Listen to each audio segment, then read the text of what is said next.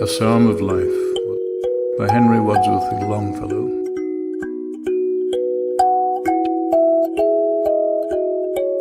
Tell me not in mournful numbers, life is but an empty dream. For the soul is dead that slumbers, and things are not what they seem. Life is real, life is earnest, and the grave is not its goal. Dust thou art, to dust returnest, was not spoken of the soul. Not enjoyment and not sorrow is our destined end or way, but to act that each tomorrow finds us farther than today. Art is long and time is fleeting, and our hearts, though stout and brave, still like muffled drums are beating funeral marches to the grave. In the world's broad field of battle, in the bivouac of life, be not like dumb driven cattle, be a hero in the strife.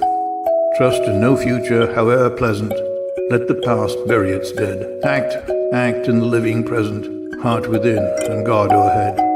Lives of great men all remind us we can make our lives sublime, and departing leave behind us footprints on the sands of time. Footprints that perhaps another, sailing o'er life's solemn main, a forlorn and shipwrecked brother, seeing shall take heart again. Let us then be up and doing, with a heart for any fate, still achieving, still pursuing, learn to labor and to wait.